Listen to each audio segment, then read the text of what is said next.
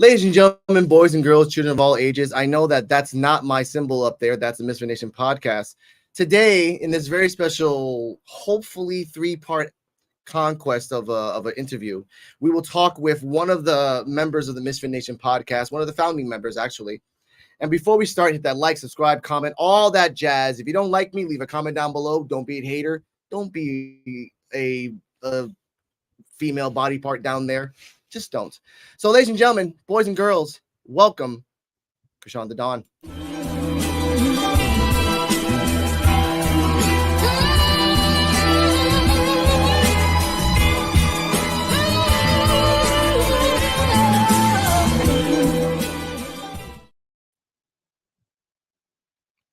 Hello, sir. Good evening, good afternoon, good morning, wherever and whenever you are, sir. How are you this evening? I am great. I'm talking to the great Alex Coquito, so I'm good. I'm doing well. Thank you, sir. I appreciate that. Now, ladies and gentlemen, as he calls me Alex Coquito, most people don't know this. It's my second channel, my Rican Reaction. We'll get to that later on in life, but thank you for that. In this edition, we're going to talk with Crishaun the Don about his life, his views, and later on, we're going to talk about world topics and really delve into what's going on in the world, if we can, in at least a 90-minute format. If you like everything, links to his channel, his shop, his Rumble, everything down below in the description below. And if you want to leave a live comment, please do. We appreciate it. If you want to leave a live hate shit, it's minute past. I can say shit now. Fuck off. Now, first question for you, Mr. Crishaun the Don. Can you please tell me about your life, but more specifically, your life in your 20s to 30s? Let's really delve into you. Well, 20s to 30s. Well, that was probably my I guess my growing years in terms of like who I became today. So basically that was my my clubbing time, my time out there soiling my royal oats, as they say. Of course. That's what you do.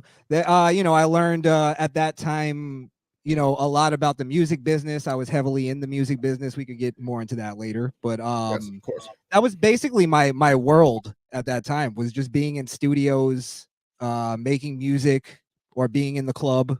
I was literally going to the club every weekend at one point in my 20s, probably 21 to 23, 24, maybe 25. I was starting to fade out of it, but yeah, I used to know all the dances. I used to be up on all the, the newest trends and fashion and all that bullshit. But, that's, that was probably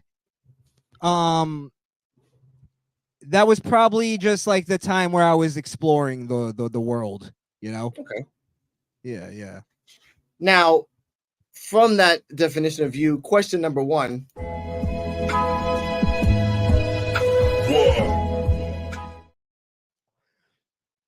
Do you have a moment in time? Because again, I've always said this, and you know this, people have memories of wonder or trauma.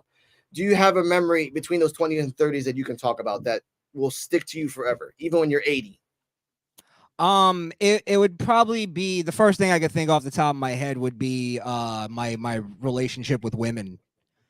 I was, I guess, what you could call the prototype of a simp. I was trying to buy women's love. I did everything that you could think of that would make you cringe. Yeah, I've done it. I've written poetry for women. I've begged women at points to be with me. Like, I guess the turning point was I was dating this girl, not even a woman. And I was around 20 years old. She was 19, 20, and I remember it was Christmas, and I had, I basically, the girlfriend before her, I didn't like really go full on into the relationship like I should have. Yeah. And I was like, on this next relationship, I'm going to do everything perfect, So I bought her everything she wanted for Christmas, right? I spent like maybe $600-700, maybe $800 just on Christmas. Yeah. Oof. And yeah, dude. And I went over to her house on Christmas Day. and she was being raised by a single mother. You know the deal. Okay. And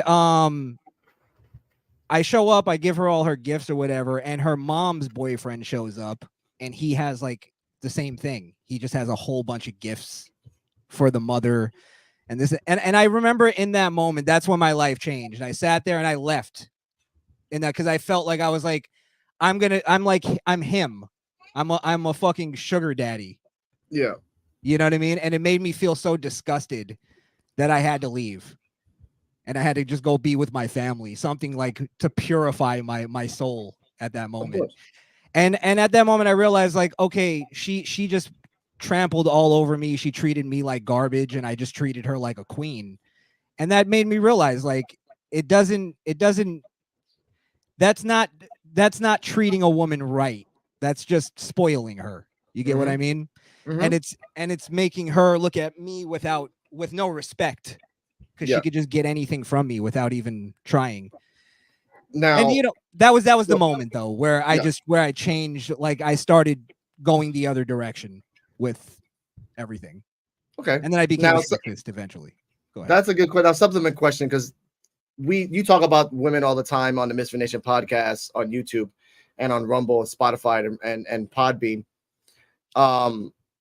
What do you think? And again, we're not going to delve into single father lifestyles and nothing like that. I want to talk about what you think the modern woman and man should do in the next 10 years to better themselves and stop using their whiny, bitchy Snapchat, Instagram voices to voice their opinions. Because again, that's the problem I have with people, men and women. I want to be equal in this.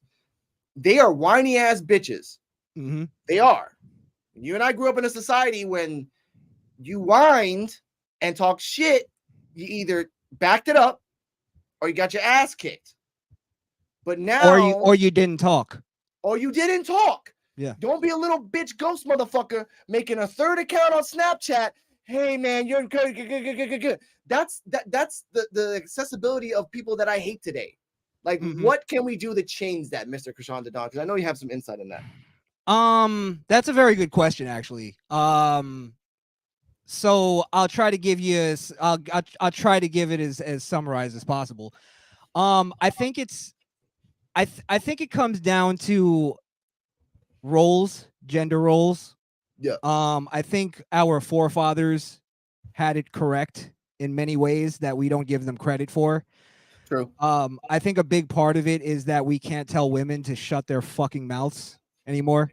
Yeah. And I don't mean that in anger. That's more of just like sometimes women just don't know when to talk and when to talk about certain things. And you know, I think it comes down to when I'm in a relationship and I've dated feminists in my life.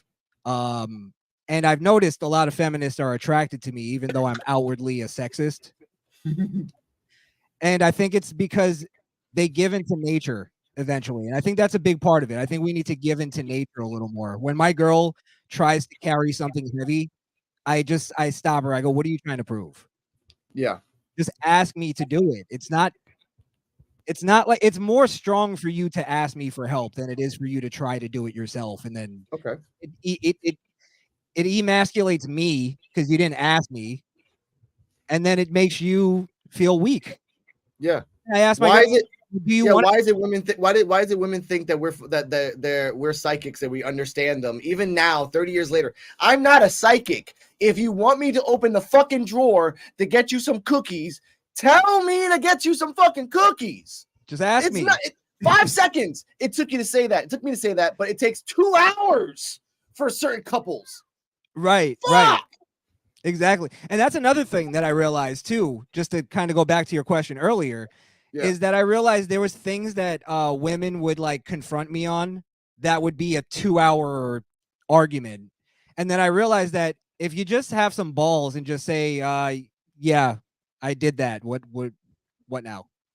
They kind of like, there's no argument anymore. It's like, it's literally, you cut 2 hours or a whole day wasted into 2 minutes of a conversation that I've it's just hilarious once you break the matrix a little bit. But sorry, to go back to what you were saying, I think we need to go back to nature sort of taking hold, where I asked my girl, do you really want to carry that? Do you really want to even try? And she goes, no, not really. I go, do you really want to go to work every day? She's like, no, I don't. I don't either. And I fucking hate work, but I got to go to work because that's the thing that we were raised on. Go to work, get up, you'll sleep when you're dead. That's all that matters for you. Right. And now I'm getting to the sorry, I was just going to say, to add to that, I'm getting to the place where I actually like work now. You know what I mean? Because my grandfather, he's coming up on 90 years old, and he's still fixing up his house. He's still on his roof, fucking fixing shingles and stuff. And he's like, this is the reason I do it, is because it keeps me alive. That's why I'm in shape. That's why I move around. I'm not using a walker at 90 years old. Exactly. So, yeah, I learned to appreciate that from my grandfather. I understand that too. My mom, shout out to her. She just retired from schooling and she's doing tutoring and housework job on the side and taking care of a cousin and taking care of 3 other kids. Because after, as you know, my father died recently. After that, she told me the same thing. I just have to keep moving. I just have to keep doing something, just to keep not to think about my father's death, rest in peace, but just to keep the mind going. Because in this world, ladies and gentlemen, you stop. And here's a question I want to talk about you, because you don't really talk about that as much. Skrill does. Shout out to Skrill Kill. Next week we'll have him on the channel as well. But mental health for basically for men and for women, because you talked about the times of old 50s. Let's say the times of old of the 40s, 50s, and 60s, where people went to work, they did their jobs and everything else. But more than anything else in history, there was no help for people that when they came back to the war. There was no help of people growing up in slums and impoverished in nation and stuff like that. And I can be a witness to that. I grew up in the hood. I grew up in crime. I've seen more deaths than my age. And if it wasn't for the fact that I looked for help and understand that I need someone to talk to, I don't know if I would have been better or worse. So what is your thoughts on that? I know you're not really an advocate for that, obviously, and I get that, but just your thoughts on that. Well, let me clear that up. I'm not an advocate for mental health. I believe mental health is real. I believe people have mental issues. I'm not an advocate for therapy.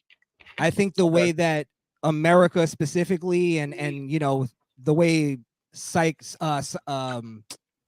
psychologists and the way they go about therapy is it basically creates narcissists, I believe.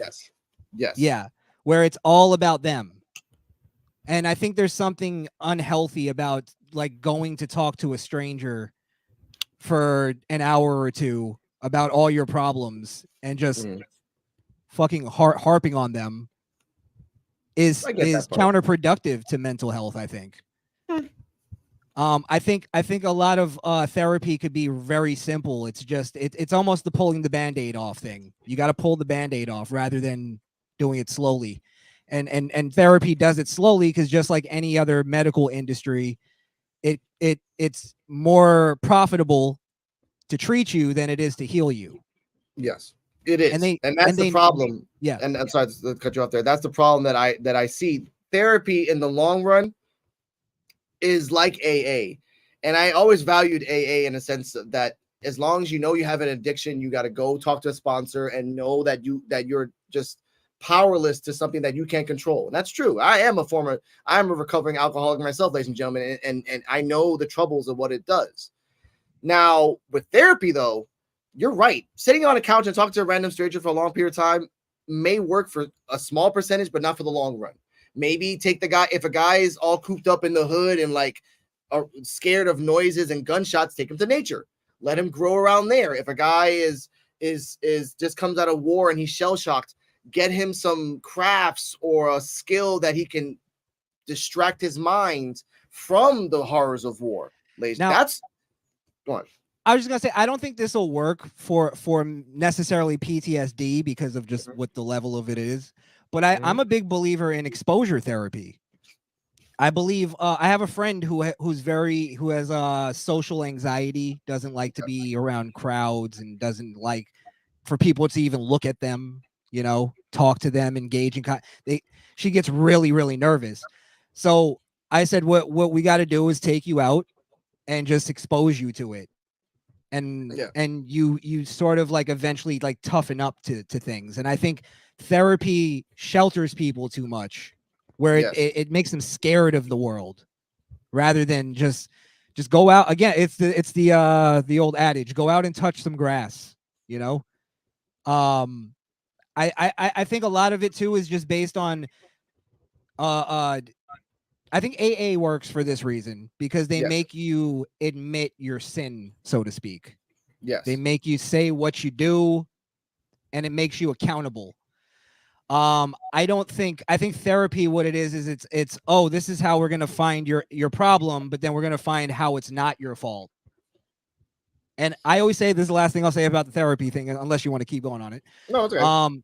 The best day of my life, and probably the most transformative day of my life, and this wasn't that long ago, was the day that I realized that pretty much all of my problems are all my fault. Yeah. I caused my problems. I caused my misery. Yeah. And then I realized, well, if I could cause misery in my own life, and if I could cause problems, then I have the power to fix them. And as soon as that flipped in my mind, it like took a weight off my shoulders. Like, oh, this is why my life sucks, because of me. This is why I don't have a good job, because I don't speak up at my job. I don't stand up for the right thing. I'm quiet. So that's true. That's and you're right. No, you're right about that. I wholeheartedly agree on that topic. Sorry to cut you off there.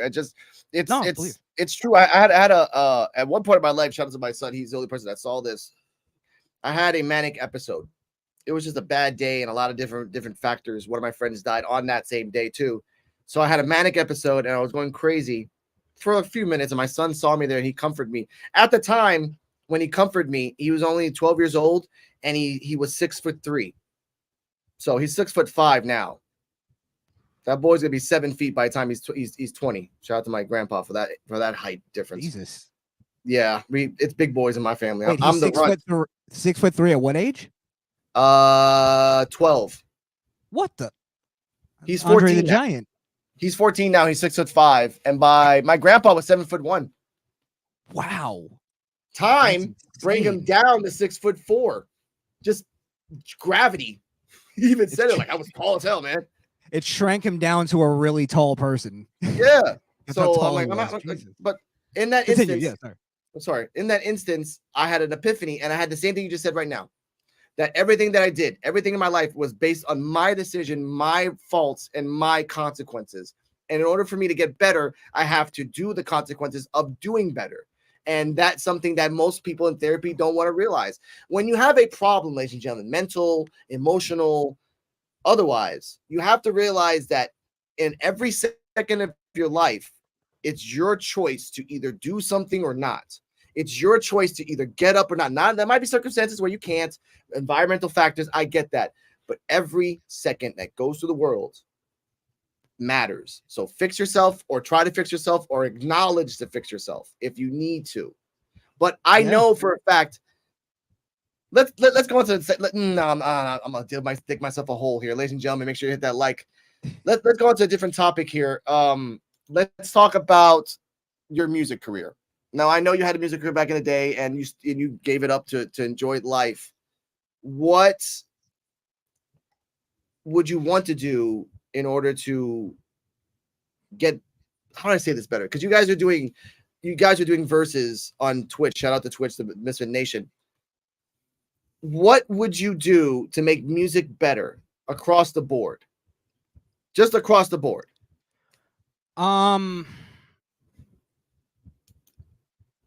That's a tricky question, because music is supposed to represent everything. Yes. You know what I mean? Like, it's supposed to represent every mood. Like, if you know anything about music theory, if you want to make a song happy, that like where it makes people feel happy, there's a certain chord progression that you would use. Yes, as opposed to something, you know, a sad or moody, gloomy kind of feel. You get what I'm saying? Now, reason why I'm explaining this is because it's hard to say like how to make it all better. I think a big part of it is that artists have become, and I saw it when I was right before I was leaving, and I actually saw it for like many years before, is that artists became very entitled for some reason, where they just felt, especially rappers, where they felt like, yeah, like they felt like they were special.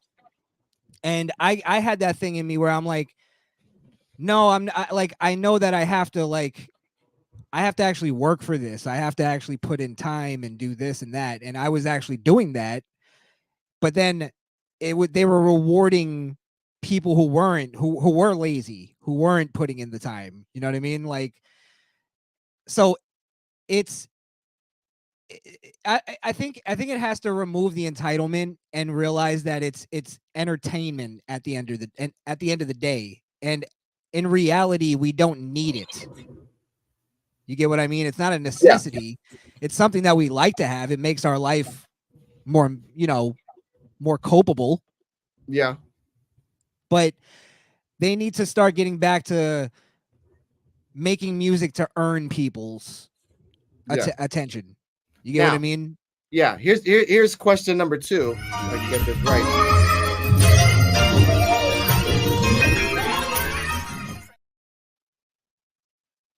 Now, this is a very tricky question. Take the time to think about this.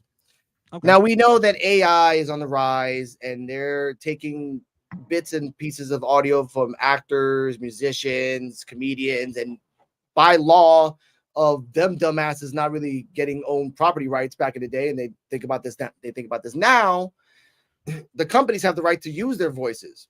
For example, Tupac. They have the right to use his vocals, which he did record hundreds of fucking vocals, and they're in a freaking vault, and they can take that music and everything else. Now, here's the question I want to ask you. In the future of music, do you think companies are going to do like most media companies do now, is that recycle? They will make a new Amy Winehouse. They will make a new Jewel, Alanis Morissette, a new. They already made a new fucking Kim. You know the film I'm talking about? Her name's Cardi B / fucking Megan Thee Stallion, or just any ass girl there is, Ice Spice, whatever. I don't know if I've seen that, but yeah, go ahead. I see where you're going with the question, though. I know something about Ice Spice, Megan Thee Stallion, Cardi B, all got fat asses, and all are just slutty, like Little Kim. That's the name. There we go. It's just a repeat of things. Do you think the companies are going to do that? Maybe, or maybe not, because I think they are. I think in 10 years we're going to hear music from, and they're already doing this. They're already doing AI music of the Beatles, and they're thinking of doing an AI hologram tour of the Beatles in about a year. Yeah, I think it's definitely their idea, because sorry, there's like an echo going on. I don't know if you can hear I'll it? fix it in a second. Oh, yeah, there's that's definitely in the works on with record labels, because whether or not it works or not, that's dependent on how well the AI can make music. But I think that's they're sort of already kind of low-key ushering it in to us by doing what you're saying, by giving us like people who are basically the same person over and over. Like, I can't tell the difference between rappers, even how they look. Yeah, like what you're saying, good examples where it's like Ice Spice, yeah, there's like, you know, she has a certain look or whatever, but she's doing the same thing. Like, it's all based on what you're hearing. So eventually they'll just they'll be able to trick us, and then you know, keep putting out, like, for instance, there's this song that came out that was the Drake featuring The Weeknd that went viral, and it turned out not to be them. It was just AI. And people were actually like, this new Drake is fire. I can't believe they finally got together and did a song. And it worked. So unless we unless we had that moment where they pulled the curtain up and showed us, no, this is actually AI, we would have accepted it as a legit song. Yeah. So they know they could get away with it. It goes into the conspiracy theory like that Prince would talk about, where they're just going to kill an artist and then just keep making music with his AI. And they don't have to now, because they just have to make him sign a contract that doesn't give him exclusivity rights to his own words. There's a word that came up a lot, kind of around when the 360 deals. This isn't a new word either, but the term in perpetuity on your likeness and your name. And I think it's because the industry realized that it's not about the talent, it's about the personality. That's why you have like you know, a social media star make a rap song that has no talent and it blows up. It's just because it's the name. And I think they learned that from Oprah. Sorry, I'm connecting a lot of dots here, but no, it's okay. No, it's true though. It's true. They learned it from Oprah, because once Oprah started doing stuff on her show where she would like talk about a fucking blender that she bought, and then the next day that blender would be cleared from shelves because people were like, I got to get that blender. With Oprah, they realized, oh, well, wait, there's way more with name value, and it's not about what she does. That may have been what brought people in, but it's the personality that people stick with. She just got lucky because she did a TV show, so it was all based on her personality. Of course. And where's Oprah now? Billions with her own damn network with not that good channels, which that's her fault, not ours. Still, Alex, she could talk about the Snuggie tomorrow. She could be wearing one on her show and it'll be sold out tomorrow. Yeah. Yeah. And it's sad because that's just consumerism and capitalism. That's just, we put it out there, we put a woman. I saw a woman yesterday who's a female rapper somewhere in Georgia, always in Georgia. And she had the little hair things right here. She had a whole bunch of tattoos here, and she had braces on. She's like 25 years old. I'm like, is this where we're going now? Is this the sexy girl? Like tatted up, lip injection, braces, looks like a damn 16-year-old girl, but she got like 5 bodies on her. Just like, and I don't. But at the end of the day, this is where, again, it comes into the thing of all the problems in my life I've created. Yeah. That's where men, where we talk about gender roles, that's where we need to all accept that we screwed up. Whether it's you or me or whoever, that became something that was rewarded. Yeah. You know what I mean? So women just went with where they were getting the reward. So if we start rewarding, and let me go back to the question you asked about where music needs to go. If I got back into music, I would find a female artist, maybe a rapper. I probably not, because I think rap is basically over. Yeah. But I would promote a female artist and have her not show her skin that much. Okay. If at all. But fine, because there's a sexy way. Women can be sexy without showing off a lot. True. You are right about that. No, you're right about that. There's been a lot of people that you can show off. Again, I can see a beautiful girl wear just a nice little wool sweater and a skirt and some nice shoes, and it's sexy. That's sexy to me. I don't need to see 99.5% of your body that just destroys the imagination. Yeah, it gives me a boner. Wow, whoopee. But then it's just like, whatever. I'll be honest. I used to think Ice Spice was sexy as hell. Yeah. But she was doing her twerking thing and all that stuff.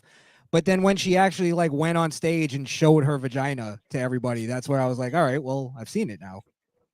It's like if I saw J-Lo's asshole 10 years ago, I would have been done with J-Lo. Yeah. Yeah. Like she was provocative on In Living Color because she was dancing. She was like just doing like you knew it. And then, but now if you see, if I saw J-Lo naked now, I'm like, That's why Kim Kardashian to me has never been like, she's sexy. Don't get me wrong. I'm not going to pretend that I wouldn't do horrible things to her. But that's where I was like, always like, I don't get though the whole thing of like Kim Kardashian. That's the queen right there.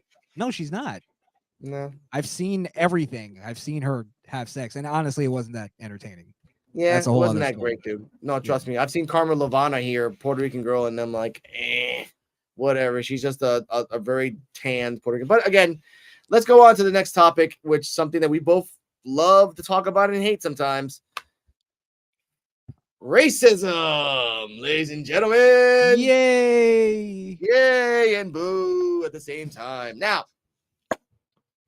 question 3. I'm not even gonna bring up the top. Let's just bring it up. Don't miss that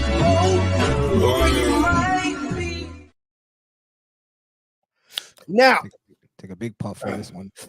Go ahead. It's a 3-part question. Do you believe in this time in America? Let's say America for one. There is you can visually see racism on the streets. Let's start with that first. Yeah, I think so. Okay, all right. That's one. I think people have become more outward about it. I mean, I think I have to explain my theory on racism, just so that so we can have this conversation from my perspective. So my theory is that, and I'm sure you probably heard this before, just for your fans. I don't believe racism is evil. Okay. Nor do I believe it's good. I think it could be either or. Okay. Which is a thing called amoral. I believe racism is amoral. Okay. Much like violence is amoral. Mm-hmm. Violence sometimes could be good, sometimes could be bad. Right? Defending yourself. Yes. Against a serial killer. Yes. Somebody trying to kill, defending yourself, that's a good thing. Saving a family from, gunfire by shooting the you get what I mean?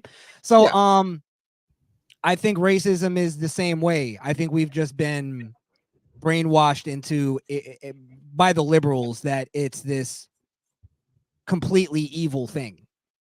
So that the second we hear racism, it's like we put a wall up in a conversation where it's like, for instance, I'll give you an example. I think racial profiling is actually a good thing. Okay. It could be bad.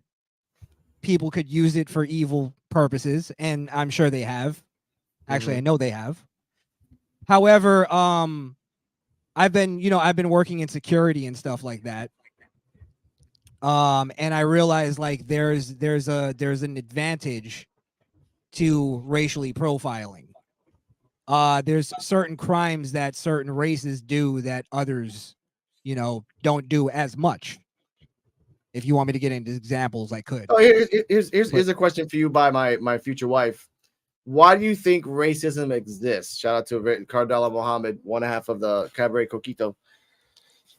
Why do I think it exists? Yes. Because I think it just comes from a natural place of when you see somebody that, and this has happened throughout human history. You see people that don't look like you, you're a little weary of it. Yes. For instance, we talked about the Native Americans before. Mm-hmm. Maybe look, I'm all for America. I'm all for, conquering the Native Americans because we have this country that we have now. Mm. However, I don't think the fact that, there was what is it called? Disease that wiped out a lot of the natives. I don't think that was purposely done. Yeah. You get what I mean? But there could have been I'm going to clap back on you on there. I'm like, because Americans, not even Americans, conquerors in history would always find an easy way to take care of the bodies. That. Like, if we know we have disease blankets here and we're giving it to the Native Americans, maybe they did, maybe they didn't. But I don't think everyone that gave them didn't know. I think some did know, and with their nefarious ways of, and this is not about racism. This is just about in the times of 1600s, 1700s, 1500s, you were trying to get a conquer land. You thought you were superior to another race because you just can't. Again, that's what I've always seen in history. One race comes, they think they're better than the other, and whoever wins is the superior one. That's not what it's about. It's the land. They wanted the land. It was always about the land. Yeah. It's about Yeah. it's about the Except, but then if you look about it, land was wasted on certain places like Montana, Denver, Ohio. Like there's nothing there but just mountains and small communities of Mormons and of the white variety. Oh, I'm all with spreading out America a lot more. Yes, definitely with that. Yeah. I don't know why we don't, but I know some of it is that land is owned federally and all that type of stuff. I you know, that's a lot. That's a whole like bundle of sticks that we would have to get into. But yeah. Of course. But the reason why I don't think it was purposely done is because you're giving people at that time credit for stuff they didn't know. Like you're giving them medical information or medical knowledge that they didn't know at the time. I mean, they knew about sickness, of course. Yes, of course, yeah. But let's not pretend they were like extremely advanced on medicine. They were still drilling. No, that is true. But they did use most of their medicines were mostly advanced in herbal in the herbal variety, and that is true. That has been historically cataloged that some herbs and trees and stuff from here in America has been healing properties. Some were used for dehydration and stuff like that. Remember, cocaine before it was powder was used by the natives as a stimulant. I'm not saying that they didn't have any medical knowledge. Yeah, I'm just saying it's like not advanced. It was not advanced to the level where they could predict that the Native Americans would have a different immune system than they did. You get what I'm saying? Now, could disease have been once they realized what happened? I think like could have they used disease as a weapon? I guess it's plausible. I don't know if there's any like there's no proof. There's just the story of what happened. But here's the thing, though, as well. And let's be real, they were already conquered after the disease wiped them out. Like they're. Yeah, but let's not get it twisted. Our European medicine wasn't so great either until like the 1800s. We used to put leeches on everything. Yeah, like put a leech on it, it'll work. Like, oh, you have the devil in you, so I'm gonna put a spike in your head, and that works. Let the demons come out of your forehead. Yeah. So we weren't the Black Plague destroyed millions because we didn't realize that if we clean the fucking sewers and destroy the rats, it would stop. That's what I mean. Like, we can't boast our advanced medicine and the European side because we were just hit and miss half the time. But we had something, I'm going to say at the end. We had something that the Native Americans didn't have that they should have, which was knowledge. And just the purpose of finding knowledge. That's what they should have, but they didn't have. Yeah, I mean, I think we do that a lot when it comes to history. Is we'll try to put today's standards on the past, and that's another way that it made me understand history a lot better. Is that you just got to understand that was a different time. For instance, slavery wasn't about racism; it was about business. Yep, it was. It was. Yeah. Now, I think slavery could have created certain types of racism. Oh, yeah. And superiority complexes and all that type of stuff. Of course, I'm not pretending that doesn't happen. That's where I think there is a reality, though, that and I'm a right winger for anybody that doesn't know on your channel. I'm a conservative, Trump supporter, all that. I should be wearing my MAGA hat. Yes. But there's a lot of people on the right wing who have a problem with admitting that too, that there is racism. Racism does exist. Yeah. And I think that once we get that block out, that right wingers are only saying it doesn't exist for two reasons. One, because the liberals constantly blame things on racism that aren't racist. So it's almost like you're just blaming it on some imaginary thing. Yeah. So it's almost hyperbolic. It doesn't exist. It's always a witch hunt. But right wingers are starting to believe that it actually doesn't exist. The entire thing is just created. And yeah, maybe it is, but it has been created. You get what I mean? It's a real thing. And I can't remember the second reason why they're doing it, but it's okay. It's okay. But there's something else I want to talk about racism. And again, and shout out to my girlfriend. She is a spiritualist liberal in a sense. So, and I'm in the middle. I want to say that now. Politically, I'm in the middle. I will say this right now. We don't really need a wall down in Mexico, but we need to make sure all the drugs and all the human trafficking stops. How about that? How about we stop the human trafficking and the drugs?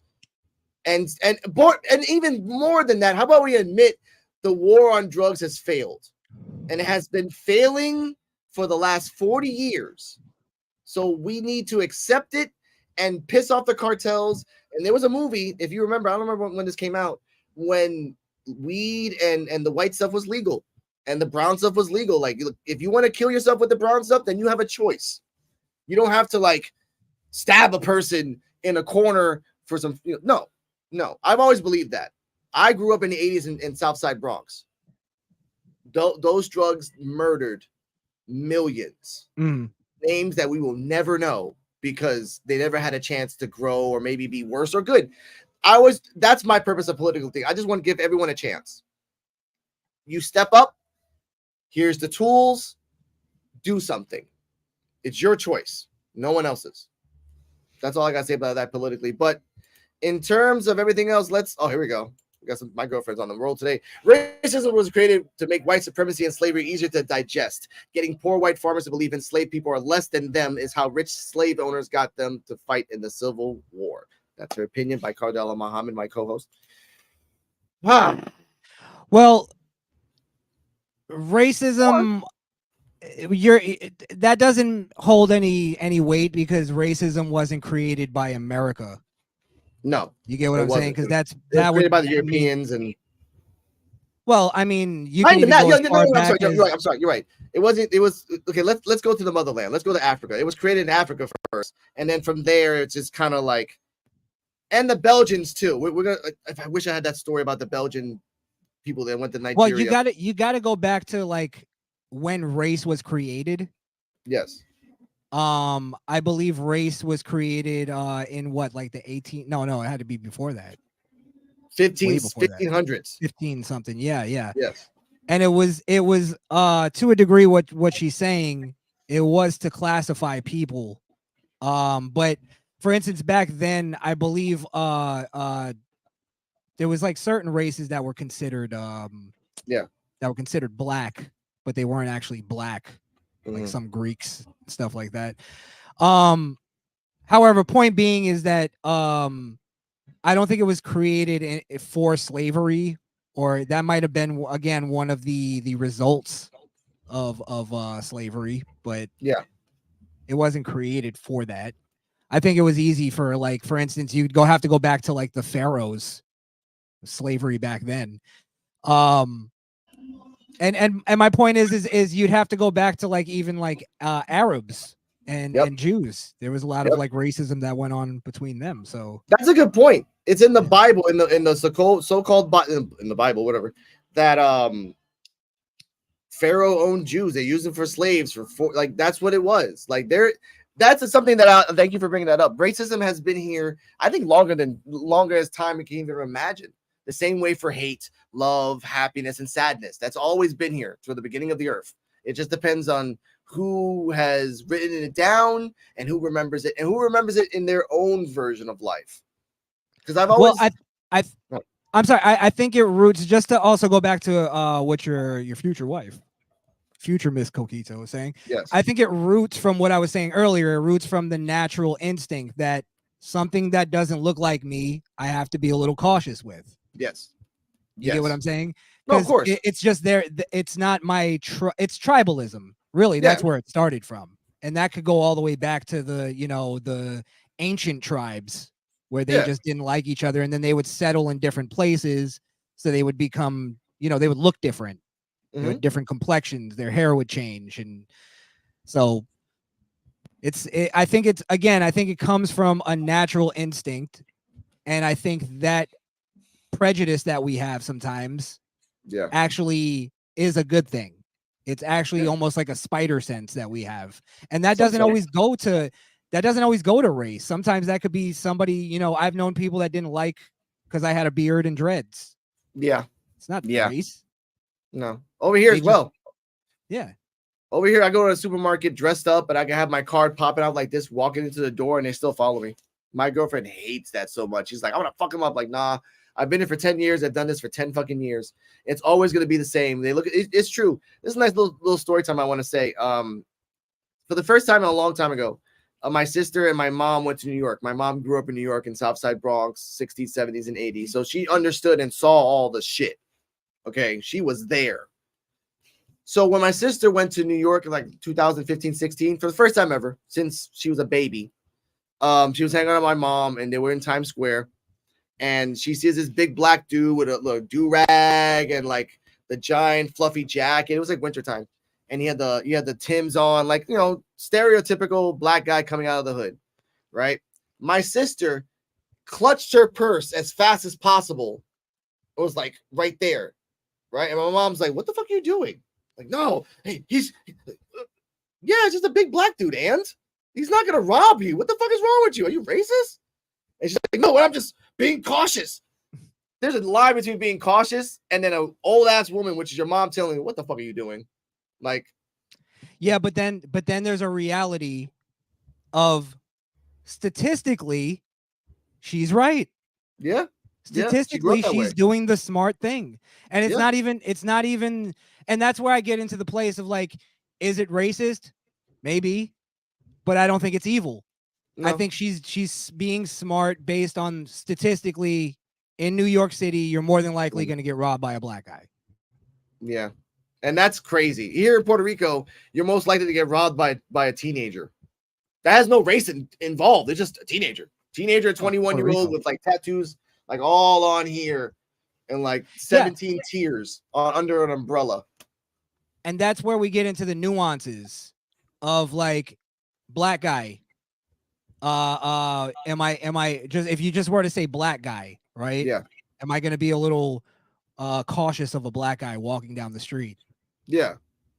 Now, hold on. If you were to ask me that, I would say, all right, well, like based on just that, yeah, compared to a white guy, yeah, of course. But now if you were to add different things, older black guy, you know, clean cut, wearing a suit. Yeah. I'm like, all right, then now you're lessening the thing. Like you're not giving me the type that I would be weary of. And you're right. Here in general, it's really crazy. And it's sad to say this. You know, this last year, when I showed all those videos of all those tourists doing crazy stuff before my channel got removed. And I didn't make this up. The majority were all black people from Detroit, Chicago, New Jersey, and New York. And it was always that they got too fucking drunk and they acted a fool. But they thought we're in a paradise. We can do whatever the fuck we want. And they got their asses kicked or got, you know, whatever. Or shout out to Tariq Quadir, rest in peace. When I saw Wanda dressed up like that, I'm like, and I love Wanda. Shout out to Wanda and everything else. The first thought I saw him was like, damn, this guy has a lot of fucking money. Like, what the fuck? Because you automatically got the hair out, you got the chain. You remember his like red parody shirt, which was a cool shirt, just very, very red. When you see that here in Puerto Rico, you have a automatic misjudge of like, this motherfucker got money, and this motherfucker might be A, rapper, B, drug dealer, B, basketball star, or C, all of the above. And then when I realized now, when Wanda talked about the story that he passed by people selling drugs, of course they're trying to sell you drugs, motherfucker. They think you're fucking rich. They think they think you can close out the bank for the day and they can go home, ladies and gentlemen. Here in Puerto Rico, it's about emptying the bag. You empty the bag, you go home. So you got Wanda, motherfucker. Hey, come on, give me like $600. I'll give you everything. Bye. I get to go sleep. Deuces. So Bro, go ahead. It's just sad that even here, growing up in Puerto Rico, where you don't see a lot of black people, except in Luisa, racism is here too. But it's very subtle. It's very subtle on how you dress. It's not even how you act or how you talk. It's how you dress and how you rent your car, how you present yourself, how you think you might be a badass in one of the dangerous drug dens in the world. That's the difference between how they see you and how they perceive to see you. But this is where I get to like the spectrum of is it really sad or is it just kind of a thing that happened? Now, if they were trying to threaten him and do a bunch of stuff because he was black, that's a different thing. Then you could go, okay, that's sad. That's just, they were just trying to sell him drugs. And again, statistically, you'd probably be better. You'd probably have better chances at selling drugs to a black person in Puerto Rico, a black Yes. tourist. And Onyx, you're right. Racism is worldwide. It's in Spain. It's everywhere. It's just we grew up with is less bad depending on where you're at. Yeah, it's true. It's Listen, true. there's racism between Asians. There's Yes. racism, but again, though, like I think a lot of it, and I don't know if it's a 50-50 thing, but I think a lot of it is just based on like, for instance, stereotypes. I think a lot Yeah. of stereotypes, most stereotypes are true. You know what I mean? I hear a lot of Jamaican stereotypes, and it's like, yeah, I think people get mad because it the truth hurts sometimes. True. There's even racism here. There's even racism here, like between East Side and West Side, Center Island and Metro, South Side Mountains. Everyone thinks they're better than everyone else because I grew up here and you grew up in a forest. Well, you grew up in a freaking industry where everyone gets shot for 2 days every day. I'm like, it's always the stereotypes that we put out there. Even here in Puerto Rico, where almost everybody's the same fucking color here, they make up stereotypes just for division. And that's stupid. For me, I see that here every day. It's stupid. It's fucked up. But that's all I gotta say about racism. We'll talk about but that. Can you? This is where I think it's just a lot more nuanced than we're giving it credit for. Of course, is because then at the same time, it's like I love different cultures. Yeah, and I'll give you some. I'm not just saying this because I'm on your show, but I grew up in a Puerto Rican neighborhood when I lived in Long Island. So okay. I'm very much I wouldn't say ingratiated, maybe that's a bad word to use, but I grew up with Puerto Ricans. One of my best friends growing up was a Puerto Rican, and this is what I learned about Puerto Ricans. Tell me if I'm wrong. You're not allowed to be friends with just one Puerto Rican. That's true. If you can find more than one, please find more than one.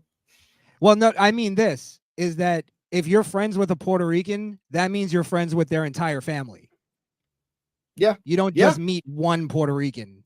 And once they know you're cool with this guy, he's bringing you around, like they love you. Yeah. Like they'll fucking like get very emotional about how much they love you. And that, like I grew up with Puerto Ricans, and I really do love the culture as much as I make fun of it and stuff like that. That's why I make fun of it, because Puerto Ricans would make fun of Jamaicans, Jamaicans would make fun of Puerto Ricans.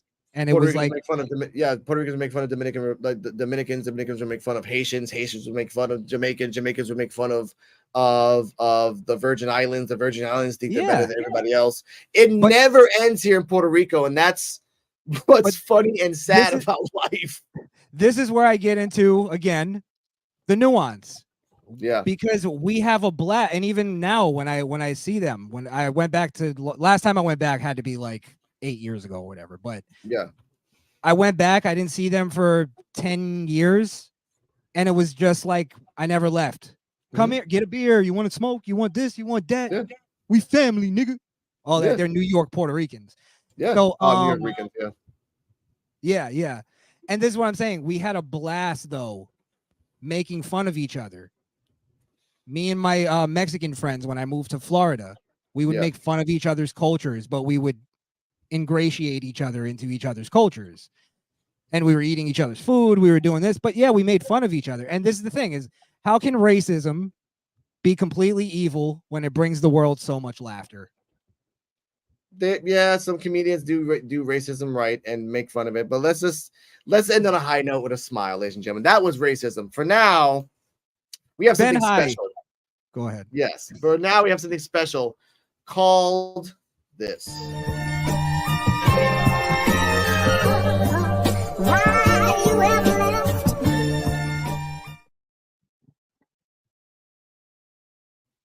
Now, we're going to talk about some world topics that are happening right now. And for the time being, I'm going to leave it at two things. I'm going to leave it at the Congo, and I'm going to leave it at Palestine and Hamas. Right? Now, we're not going to get delve into that. I'm not going to get banned by YouTube again. So, no. So, we're just going to talk about certain things. And we're going to show videos that are on both sides of the coin. You're going to know one of these people, Crishaun. You're going to laugh.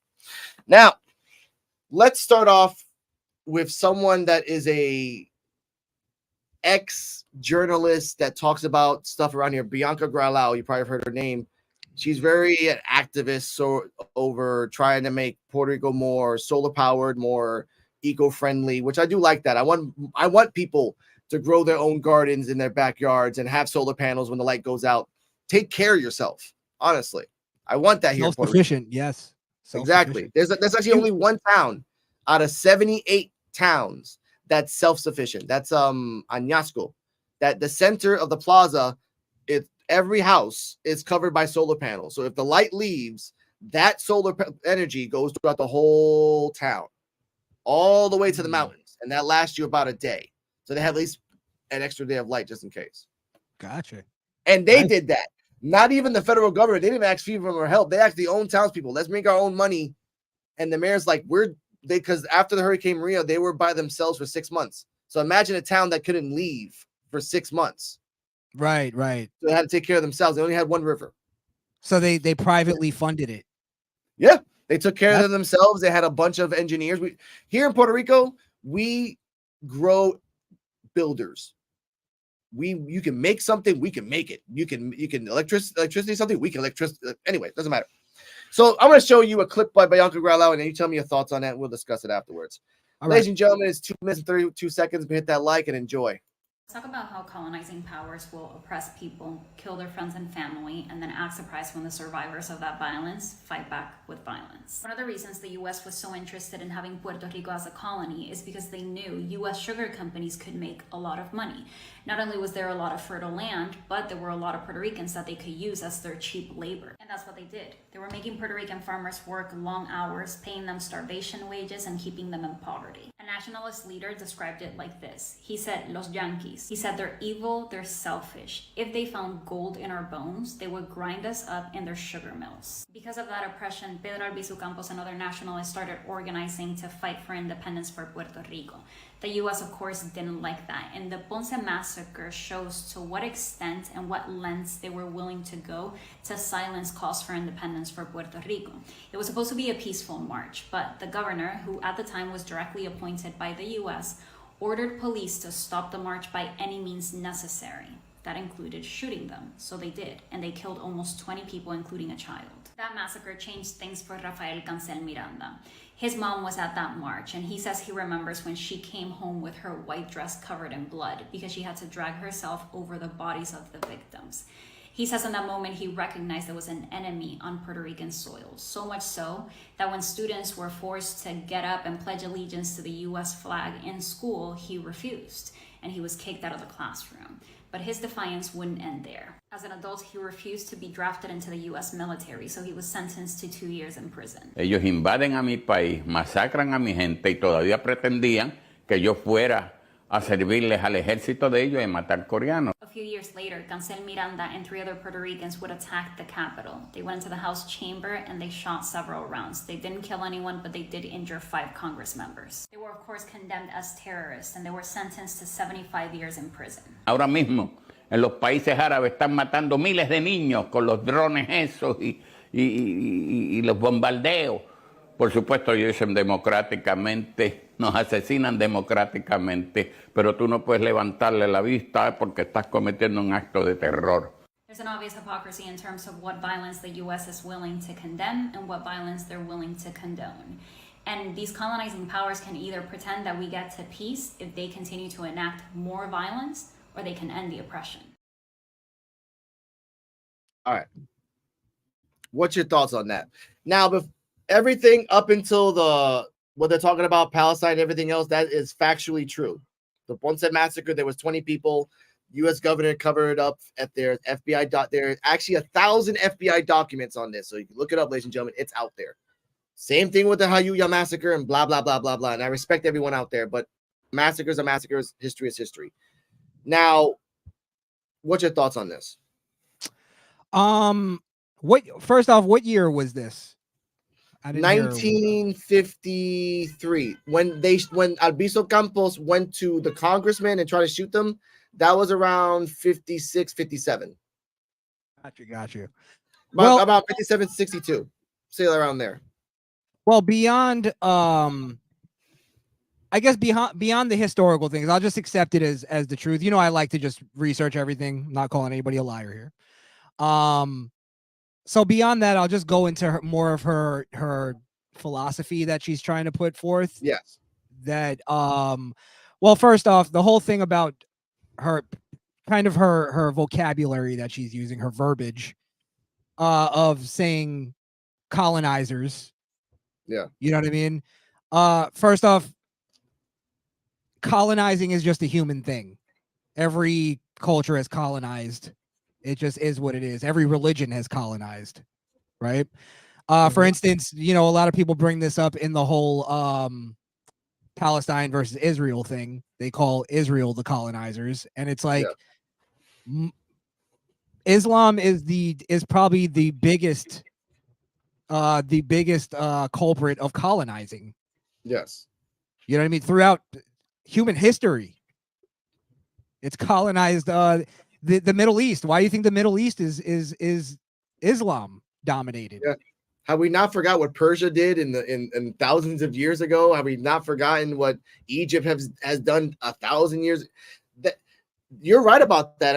I'm thankful that you brought that up because it's true. Like we have conquered and colonized for thousands upon thousands of the Vikings did that. The not the Koreans, Genghis Khan did that. Everyone did that. Oh, Genghis Khan was a monster. He was he was the Wilt Chamberlain of colonizing. He was, and it's sad because he went hard. And again, there's almost everybody in a sense is part of Genghis Khan as well. But I wanted to bring that up because what we're talking about, a lot of Puerto Ricans are trying to compare their struggle with what's going on with America and the struggle of Palestine. Now, what's your thoughts on that? Because again, we are in only this way similar, a country owned by somebody else. That's it. That's the similarity between Palestine and Puerto Rico. That's it. I want to put that out there right now. Well, who's Palestine? Palestine's owned by who? Apparently, Palestine's owned by Israel, or Palestine's owned by whatever. That's the only similarity I've been hearing in the marches. Like you guys. This is where I this is where I disagree with, I guess, your verbiage of the question. Is I don't think there is a struggle that Palestine's going through. I think everything that they're doing, they're bringing it on themselves. They could have easily kept the Gaza Strip because Israel basically built it and then gave it to them. Gave them the power, gave them the water, gave them everything. And they still wanted to colonize because it's in their religion to do that. Literally, it's in their religion to have a lot of kids and move to other countries to spread Islam. That's what they're doing in America. Why do you think Palestine is marching with transgender homosexuals right now? I mean, it makes sense. It would make sense to do that because that's the winning thing that's working right now. That's partially true because Palestine is very well equipped in propaganda. Oh yes, but they're also pushing it because they want Americans to not have children. They want Americans to castrate themselves and sterilize themselves. That is a little extreme on that part, and I'm not really with that. And what I do want to talk about that's why China does it. Yeah, China with the one kid rule. That is true. Yeah. And that's scary too, because now, and I was telling my girlfriend about this. This reminded me, what's happening now, and we're going to keep talking about this. What's happening now reminded me of what happened in Iraq back in 2001, 2000, 2002. So 2002, where we went over there, and we're gonna start a war over there because we think this is happening. And I'm not comparing it to Palestine. I'm not at all. I'm giving an example here, where now that this conflict's happening, there's already, as you know, a freaking Navy boat off the coast, just there, because that's what they always do. That's what the Navy always does. I've been there. The second 9/11 happened, boats were out. Boats were out, and they were gone. I was there. I was on those damn boats, out. You were in at that time. I was at ground zero. right after 9/11. Not in the sense of like being in New York, but in the sense of being deported in Chicago. You were in the mix. You were in the whole. Yeah. I joined the military, finished boot camp, went to school, and 1 week into school, 9/11 happened and said, everyone's graduated. We're going to war. Let's go. Wow. That's it. What? And I was a fireman. Timing. I was supposed to do a 4-week class, and I did it in 1 week. That's insane. And they sent me to Afghanistan. They sent me to Pakistan. Then they sent me to freaking Iraq. I was there for those 3 years. Wow. So I bring this up.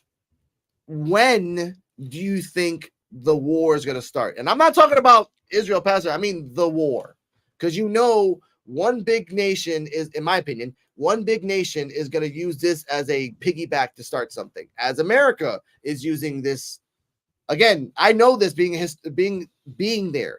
Once you send out one Navy ship with enough bombs to bomb half the town and half the state, you're there for a reason. You're not there to just like chill. You're there just to wait for the button to be pressed.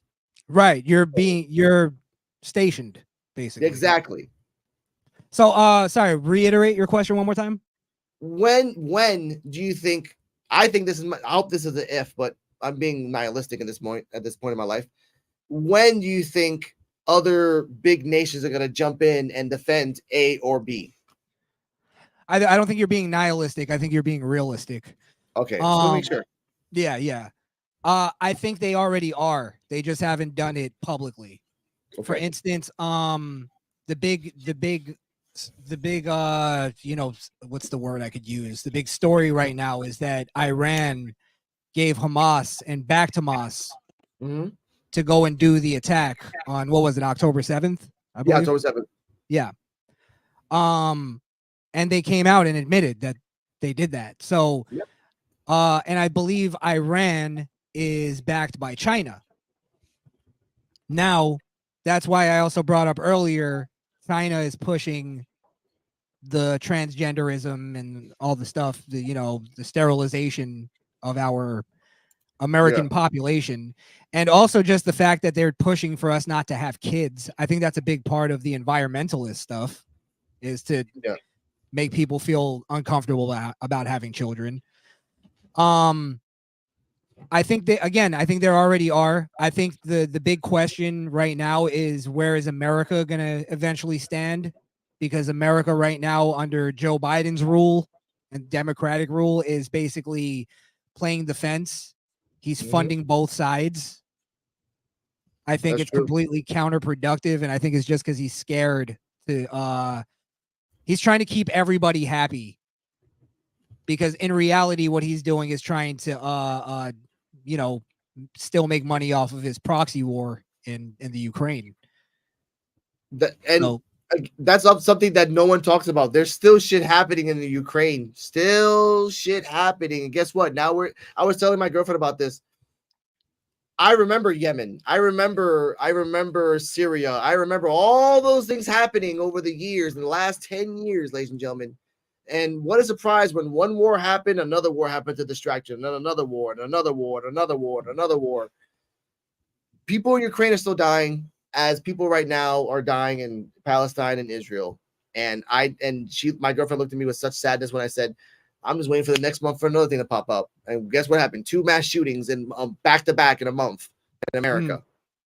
I mean, what the fuck? I just saw an article where a Florida guy, shout out to Florida, adopted a kid, but then left the kid in a box and would give her treats and little things for like about 6 months to a year, until like someone found out about it and they got arrested. And yeah, bro. No, go ahead. Continue. And the wife was in on it, and it was just disgusting. And that was in Florida. It happened 2 days ago. Like, there's a lot of monsters in our own home as over there as well. And we're not trying to, I'm not even getting to that shit. But anyway, all right. I want to bring a little funny, but a little realistic funny. Someone that all 4 of us, you, me, Skrill, Kill, and Wanda, shout out to Wonderland, all make fun of. Because in one word, we laugh. And that word is donations. Oh, African, but you afraid to say that you worried about your people's problems. Ain't nobody helping us.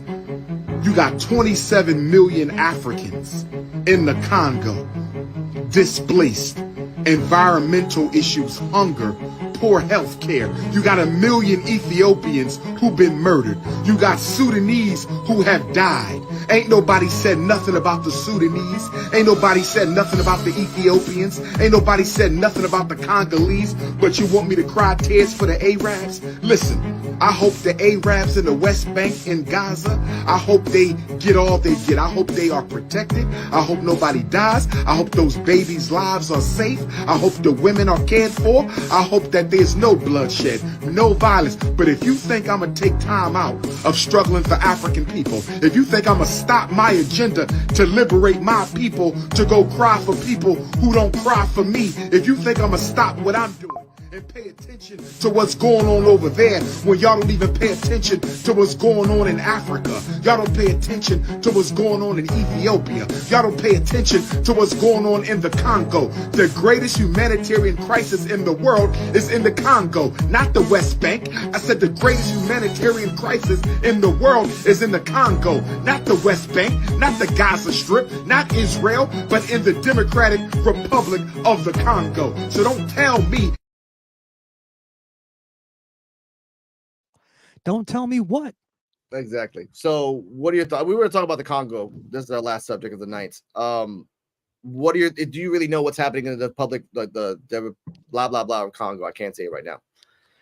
Yeah, I mean, I know of the mining and all that Yes. stuff. Basically slave labor that's going on, even with the child labor on. I mean, as far as his like take on it, I think it's hey, you know, I don't want to remove any attention away from my struggle and my cash cow. Yeah, donations. So, donations, exactly. And it's like liberate my people. It's like from what? Slavery? That already happened. Racism at the workplace, that's already been taken care of with civil rights, affirmative action. Like now, black people are given everything, handed on a silver platter, and I say it's akin to trying to feed a child his vegetables. Okay. It's like, eat your vegetables. It's good for you. Take it. Yeah. No, I don't wanna. Yeah. All right. So his whole thing is based on liberation that he has no idea how to fix because he doesn't care to fix it. It's just like Al Sharpton. Yeah, that's why I wanted to talk about it, let him just rant, because again, he just spewed nothing for 1:30 because that's who he is. Lucky he didn't say donations. That would have been funny. But I have one more video. It's a little 34-second clip to be more specific of what's happening in the Congo for everyone that's watching. What's wrong with your country?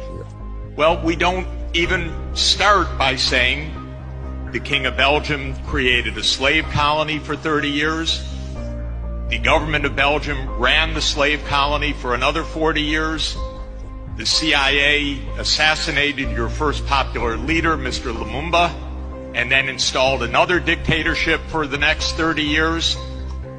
And then Glencore and others now suck out your cobalt without giving you tax income. We don't reflect on that. We say, what's wrong with you? Why don't you govern properly? There you go. That was at a hearing, so I wanted to put that out there. Again, most of these atrocities that people will point at and go, oh, they just hate Africans. It's racism. It's this. It's that. It's always about the money. It's always about the business. Slavery is never about racism. It's about getting cheap labor or free labor. Yes, that's all it is. Yeah. So, yeah, I'm not in favor of child labor in the Congo. Yeah. I just don't. I think that's a problem with Africa. Basically, still, enslaving people. Warring tribes. Their governments or their tribes doing business deals where it's like it's only benefiting the leader, not their people. That's something that I look. I don't know who's running the company, but you know, companies do bad business. They don't. Oh, They yeah. don't. That's why so many companies have outsourced out of America, because they can get cheap labor. They can Yeah. make a fucking iPad for 7 cents. Mm-hmm. You know. I just wanted to talk about that because it's something that we have to, as a people, accept. Every iPad we want, every PS5, every new smart car is gonna have these materials that these people in the Congo are getting. Another fun fact I found out is that the same uranium that was used for the atom bomb was mined in that same area in the Congo. I was like, oh, that's a weird, like Hiroshima and Nagasaki, same uranium. So that place has history of being the birthplace of the atom bomb. Not the birthplace, but the core for the atom bomb. Let's call it like that. Right. And Right. what I want to say about the Congo is this. I wish we didn't value so much on capitalism and not capitalism, on consumerism. We need diamonds, we need jewels, we need gold, we need flash. Where do we get that stuff? From the grounds in Africa or the grounds in some cave somewhere. We need a PS5 with VR technology and handheld headset, but we need cobalt to get that. Well, like you said, we don't need child labor to do that. What we need, in my opinion, is just try to recycle all electronics that we've had for the last 40 fucking years and use it. We're doing it now as a society, but I think it's just too damn late. Yeah, but I think where it comes down to is, and it goes back to the girl who was going off about, Yeah, you know, oppressors and this and that. I think we all have a sense of looking for justice. You know what I mean? We want things to be just. We want things to be fair. You know, we want to be able to buy an iPhone without there being child slavery behind it. You know what I mean? I think everybody wants that. You know, but I think it comes down to us coming to some sort of morality shift, or morality understanding. And I think we have too much of, well, I think this you might think that's wrong, but it's not wrong to everybody. It's like that's where we get into the place of like pedophilia being you know, legalized, where people go, well, you may think that's wrong, but to some people that's a sexual attraction. That's a preference. And that's something that we should stop at the source, because like, why can't we just, okay, I hate to say this, and I'm not saying this because this is I'm just remembering this. Why can't we just make it like how Australia was made, that we just take all the convicts and put them on an island and just leave them there? Why can't we just get all the PEDOs and put them on an island somewhere? Guess what? Japan just found 1,000 more a few weeks ago. They found 1,000 people. I mean, sorry, not 1,000 people, 1,000 islands undiscovered. So put them on there. You know? Well, I mean, that's what I'm saying though, is we've been recessed so far back, or not even. I think we've been quote unquote evolved so far that people are like, their intellects, where they're like, oh well, you know, is this wrong? Is this? And I think it's because we've lost a big part of it is because we've lost respect for Christianity, and I think Christianity is what formed our, you know, our system of laws and stuff like that. It's based on Christianity. I would go a little bit more. Judaism. I would go a little bit deeper because I'm agnostic. I would say we've lost ourselves morally and ethically. Well, where do we get our morals from, though? From the self, because again, I can say this honestly. I grew up, as you know this, I grew up Christian, double baptized, and everything else. I've done Hare Krishna, and I've done the Quran, I've done all the other things, and I've learned that through all these teachings, morality and ethics are there.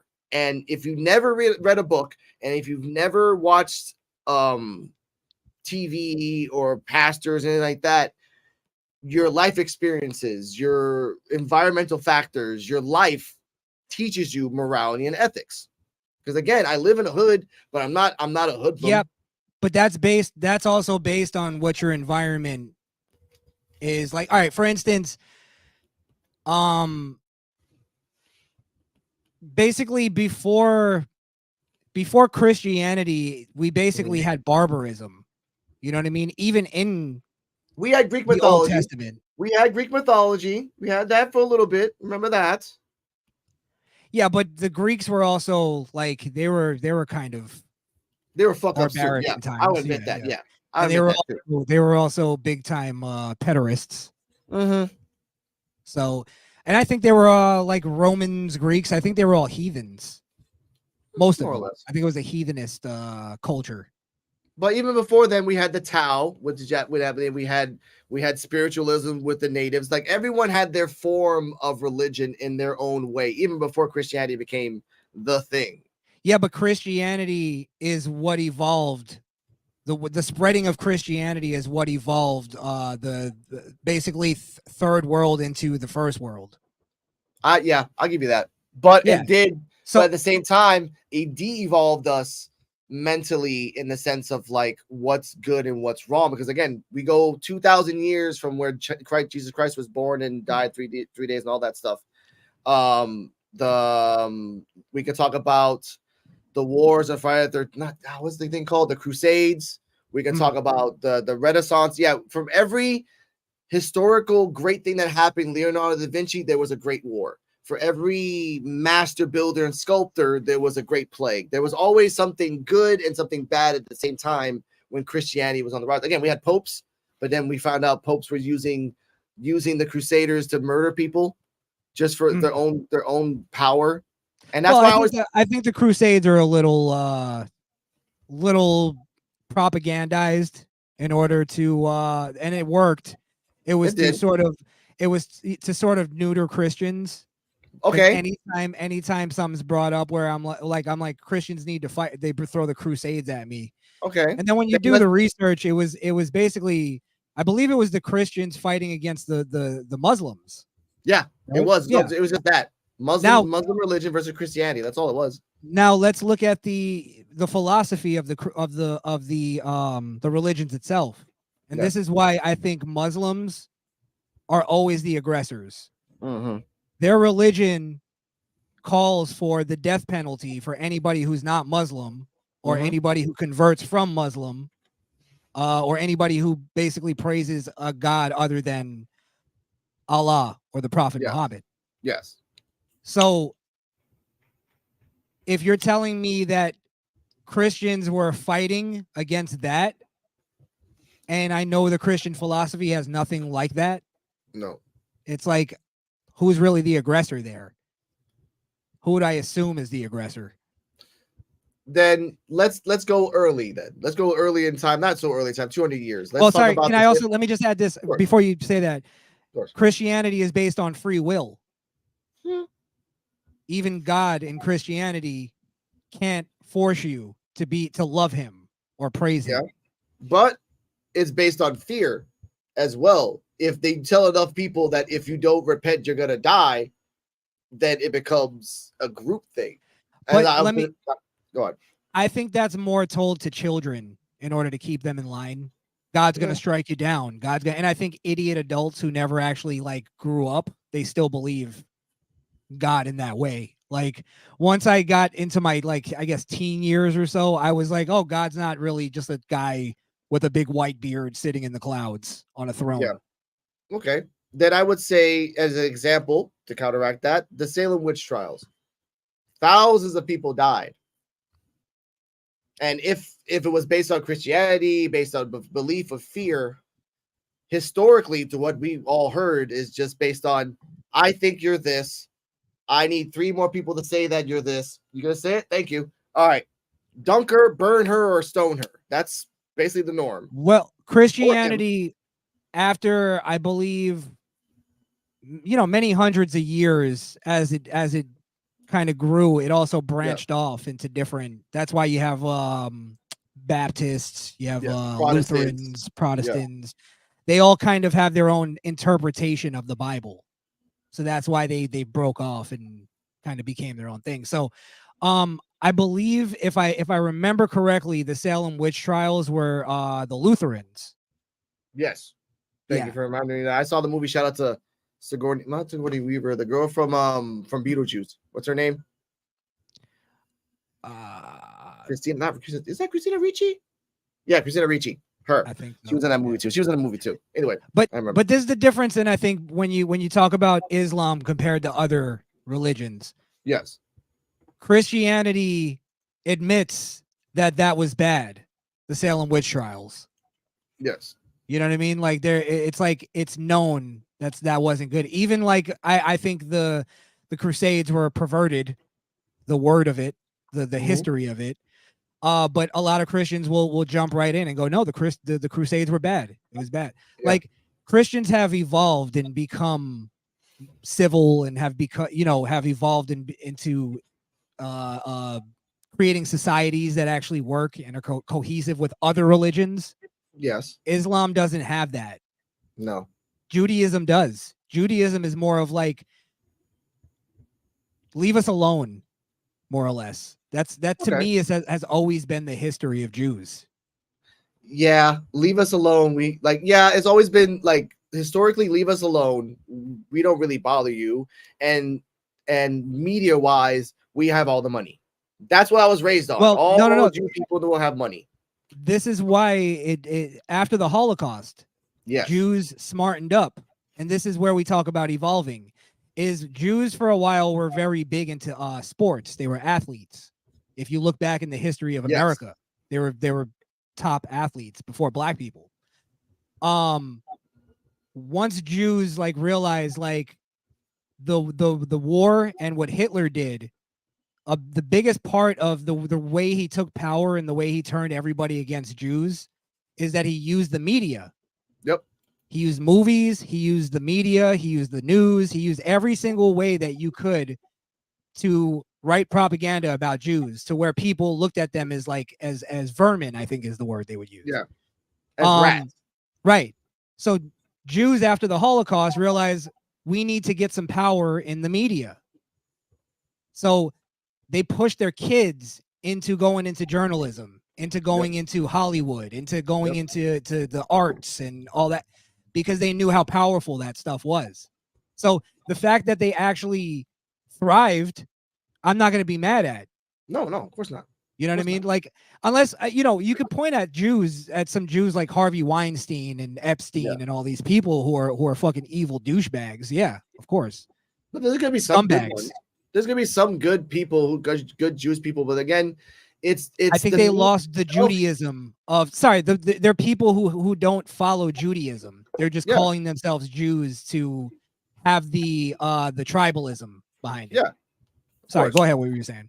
No, and it's just that, like I said, I grew up here in the 90s and 2000s, and maybe it was themselves doing it for self-propaganda, I guess. Just a classification stereotype of Jew peoples are they're lawyers or they're real estate owners, but they're rich. They will keep every penny. We all know what South Park has done about the Jew culture. They have just for years. And that's what's scary, because you know more than I do. When people grew up with that, that's in their minds, and they probably won't think about it at the moment, but subconsciously they'll say, Jews are slimy, or Jews are this, or Jews are that. And that's not fair for anybody at all, because that's the same way they think about Puerto Ricans. Puerto Ricans are always shifty. They're going to stab you if you try to take away their empanadilla. No, we're not. We're just happy-go-lucky people. Ask Wanda. No one messed with him. They treated him like a fucking king. And that we're in the heartland, ladies and gentlemen. Come on. Bro, again, like, I've never had that with Puerto Ricans. Like I told you, I grew up with them. Oh, a lot of no. Listen, I know, like, the Puerto Ricans I even hung out with in New York. I knew they were dangerous. Don't get me wrong. I'll cut you up. But at least with Puerto Ricans, you have to give them a reason. Yeah, you have to. Like, a black, like, you step on a black guy's Nikes, they shoot you, the motherfucker. If he's sitting in the corner just drinking his beer and you're passing by shooting the shit and not directing it towards him, he doesn't give a fuck. Right. Body. Right. Yeah. That's it. But circling back to this, I feel that in the media we should be honest. Like I said, just be honest in everything and stop bringing up. Okay, I always wanted to talk to you about this. We never had a chance, and this is like a bonus topic, ladies and gentlemen. Ooh, Disney. Let's talk about fucking Disney here. Okay, now specifically, do you remember the movie Blade? Blade? Yes, with Wesley Yes, Snipes. yes. Okay, now you know who he is, badass guy with a sword, vampire guy, doing this thing. Now it was reported that the first script for the new Blade that's coming out was going to be that Blade was going to be a fourth type of character. He wasn't even going to be a secondary character or no, he was going to be the fourth type of character. I heard about this. Yeah. Exactly. And then 4 women were going to be like, oh, power and justice and everything else. And I saw the Marvels, ladies and gentlemen. It was a good fight choreographed movie. Visually, I was high as hell, so visually it was awesome. But it was a TV show made into a movie. That's how it was. That's what it was. And this weird thing that's happening now, that what's your thoughts on that? Like, that's just, I don't know, man, honestly. Well, obviously it's rah girl power. That's the whole deal. But I'll be honest, and I guess I'll make a confession here. I've never been a huge fan of Blade. Okay, I respect that. I'll tell you why I think it may actually work aesthetically, because I think vampires are more appealing to women. Oh yeah. Now, I think they're screwing up though, because women like seeing male vampires. Oh yeah. Yeah. So that's what I never understand. Like, I think their idea behind it is always, okay, we'll make it women, but we'll make them sexy, badass women, because that'll make men enjoy. And we were like, we don't like badass women. We like girly, dainty women that get mad when they break a fingernail. You know what I mean?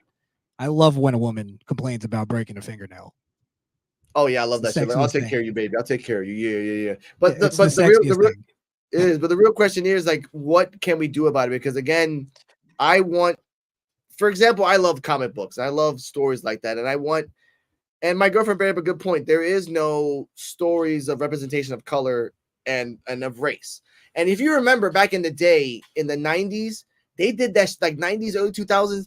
They did that a lot. If you remember, there was a movie that was like based on a biopic, and Denzel Washington was in it. It was about a black guy who was in the Navy. He lived in a bad, impoverished thing. And then you had the Spartans. The Titans. All these movies coming out with mostly Denzel Washington. But all these movies coming out that were showing about radio, showing life and history of they haven't done that since at all. I think the problem, like when you're talking about color, because we gotta compartmentalize it a little bit, of course, from race to gender.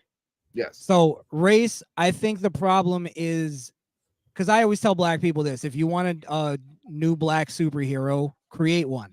Yeah. But you have to do what and they don't give credit to white people enough for this. You have to create a superhero that's appealing to everybody in order for it to be successful. Yeah. Every time black people create something, it's all about race. Yeah. It's all about black power and this and that. And the white man is oppressing. And it's like, I don't want to hear that. Yeah. Show me a good superhero. Yeah. That's your job. Entertain me. That's it.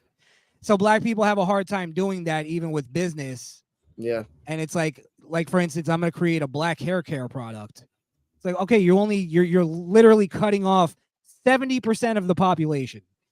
You're saying fuck 70% of the population. Yeah. So why can't you make a product that's for all type of hair product, not just like you know 8-4? That is true. Like the only exempt I can think of a good superhero who is black is Kang. They haven't really played on his race, and he's a good actor.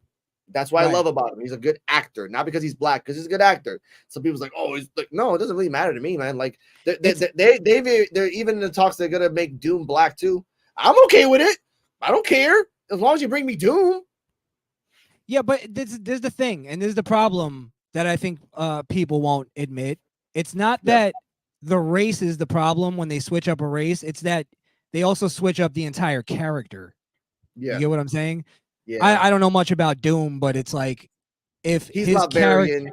No, he's Latvian from the Black Sea, like Croatia. Like he's East, like Western European, like no Eastern European, very Eastern European. Got you.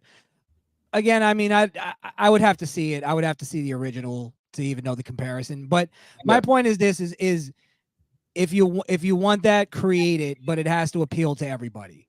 It has to make everybody has to want to buy it. Otherwise, you're just limiting your audience. It reminds me of a lot of when Black Panther came out. I think it may have been black. It might have been both of them, but there were black people going, white people shouldn't go and see it. This should just be a black thing. And it's like, do you not want this movie to make $1 billion fucking dollars? Are you stupid? Do you not want a part 2? Yeah. Like, everybody needs to want to see it. That's how it always has worked. Yeah. In America. I mean, go ahead. No, like, but they're trying a lot harder and it's not working. For example, Kraven the Hunter, that's coming out, looks like a fucking superwear model, like a super like just a swimwear model, and he's Latino. And then Madam Web's coming out, and it's a good point that my girlfriend said this, but I told her Madam Web, for example, in Spider-Man, is an old white lady who's blind. That's just Madam Web, and now she's coming out as a white lady of the girl from 50 Shades of Grey. But I told her, hey, wait, there's 4 other girls of color and races there behind her. That's pretty cool. Like, that's something. I just want something different in media, Crishaun. I just want something. I want more stories. I don't want to see the Adam Driver movie Ferrari. Why are they making this? And guess what? A year before, they made a movie called Lamborghini. So you have to watch the Ferrari movie first, that's coming out now, and then watch the Lamborghini movie that makes fun of the Ferrari. It's a really good movie, the Lamborghini one. This really good movie. This is what it is, Alex. It's affirmative action run amok. Okay. The problem is that white people, I won't even just say white people, but for the most part, were making. There was a point where like Italians were running it with all the mob movies, you know, all that stuff.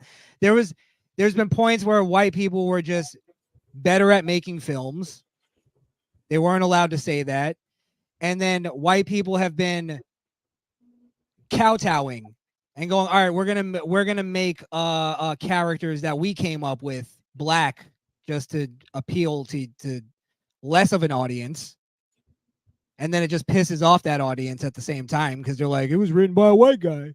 Yeah. And then it's like, bro, it's just, if black people were making great movies back in the 90s, Boys in the Hood, and you know, what is it? Set It Off, I think, was made by a black guy. Juice was made off by a black guy. Like, great movies. Denzel is smart because he knows that white people make better movies, so he just he goes with white directors. Yeah. And he knows this is films. This is not Master P fucking movies. You know what I mean? By the way, ladies and gentlemen, before you continue, did anyone know that Denzel Washington did a supernatural thriller too? Like, with a cat. I'm not gonna spoil anything else. Just look it up. Oh, right? Look at that. Keanu too. No. Sorry. No. He did a supernatural thriller. It was like he was a detective, and just look it up. I'll send you the name later. It's a really good movie. Really good movie. All in all, Alex, what it is it's media was run by white people because they were just better at it. Yeah. People can't say that because that's racist for some reason. And now white people have held themselves back in making good entertainment. That's why we don't have offensive shit anymore and, you know, thought-provoking, controversial stuff anymore. And they've done it for basically affirmative actions, kind of like the Big Bang of affirmative action. This is the tail end of it. It's like now we have to hold ourselves back so that black people feel better about themselves. And we got to change our characters and ruin our scripts. True. We got one last question before we're out of here. Okay, but if white characters as the norm is what appeals to everyone, how is that representation for anyone else? Because it's not the whiteness that's appealing to you. It's the personality. Mm-hmm. Name me a white character that became iconic that was based on whiteness. It hasn't happened. It's based on personality. Yeah, because if Arnold you think about Schwarzenegger, Sylvester Stallone, Joe Pesci, all of these like great character actors, it was because they had a great personality. That's true. Sharon Stone, Meg Foster, Angelina Jolie was not. Sharon Stone in Casino almost stole the show. Almost stole the show. Oh, If Pesci wasn't in that movie, she was fucking amazing. She played a drug addict like to the T. Mm-hmm. Godfather, Goodfellas, A Bronx Tale. Like there are a lot of actors that I don't really look at them as white. I'm like, okay, Joe Pesci's Italian, and this guy's like, I look at them as the race. Like they're just playing an actor in a mob. Like I get that. Call a real deal Italian. Call him a white person, and see how quick he gets pissed. Call Puerto Rican a Cuban. They get mad real quick because it's about the pride. Again, like Robert De Niro is Italian, and when he played the Italian roles, he played it up. But when he played Taxi, and when he played he wasn't Italian there. He was just a guy playing a role in a movie. And that's what I love about that. Al Pacino was the devil in The Devil's Advocate. He wasn't Italian there. Right. He was the devil. All right. Let me bring up a question. Of course. Were they better at it, or were they the only people given the opportunity? I think it's both. I think it's both because I agree the story shouldn't be centered around race or pain, but there are people just as talented as charismatic that haven't been given the spotlight. And I will answer that right now as your question too. I think in certain situations, in certain movies, and even in the 90s, you know this, certain characters shouldn't have gotten the role that we know of. Like if you look at, like if let's say for example, any Jean-Claude Van Damme movie, if it was anybody else other than Jean-Claude Van Damme, like let's say Schwarzenegger was in that movie. Schwarzenegger is a great example, yeah. Exactly, Stallone or even Bruce Willis in the 90s. Bruce Willis in the 90s, he was cut. He was cut, and he was always doing work. So I've always been a big fan of Bruce Willis in movies. Yeah. So, now let's go the opposite though. Yeah, but what roles have like a white guy been up for that was stolen, or a black guy was up for that? I don't know, man. That'll be crazy to think about this stuff. Like there's been some. Well, I know one. Remember that movie? Well, it was part of the story. I can't say that. It was a movie back in the 80s where a white guy dressed up as blackface and fall in love with a black girl. I think you know what I mean about that movie. It's an old movie, but I don't think I. You never heard about that movie? Oh, I'll say that. Yeah, send me that. That's right up my alley. Oh my god, that was funny as fuck, and it passed. It passed through media. It's out there. I think it's called The Jive Brother. I think it's called that. It's called The Jive Brother, I think. But well, you're right. Let's look at for instance, how do you then explain people like Sam Jackson? You know what I mean? Who was in like Goodfellas. Yes. You get what I mean? Like, yeah. I think a lot of black actors, what they do is, and Denzel even talked about this, they marginalize themselves as black actors rather than being like, for instance, a Idris Elba. I think I'm saying his name right. I got it. Here it is. I got it. The movie's called Soul Man. Soul Man. Okay, I'll check that out. Yeah, I'm just saying. I think a lot of these black actors marginalize themselves as black talent, and it's like you're only gonna do Tyler Perry movies and Spike Lee joints. Yeah, and it's like you have to open up your horizons to other cultures or whatever. Yeah. Especially if your culture isn't the dominant culture in that field. Don't beg for it. Go and get it. Go and be a great director. Don't wait on white people to be creative for you. That's all I'm saying.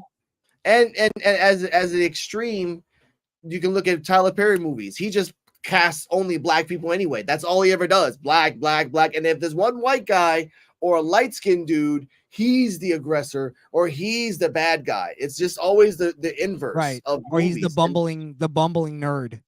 Yes, and that's true. But let's just leave it like that. What are your final thoughts on this interview, Mr. Crishaun the Don?